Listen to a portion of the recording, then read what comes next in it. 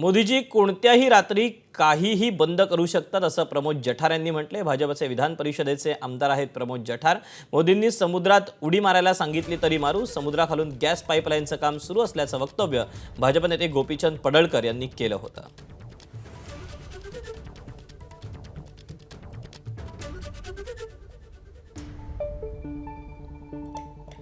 मोदीजी कुठल्या रात्री कधी काही बंद करू शकतात, तुम्ही काही चिंता करू नका।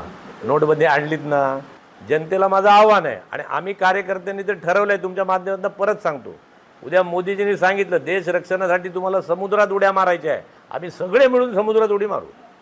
कुंडली कवर दे। आता जे माननीय मोदी साहेब गेलेले आहेत तिथून समुद्राच्या खालून पाईपलाईन करून भारताचा कायमचा प्रश्न मिटवता येतोय का, याच्यावरती विचार सुरू आहे। जर मोदी साहेब समुद्राच्या खालून पाईपलाईन भारतात आणायचा विचार करत असतील तर त्यांना, ज्यांना ईश्वरपूर सांगली रस्ता करायची अक्कल नाही, त्यांनी मोदी साहेबांना सल्ला देण्याची आवश्यकता नाही।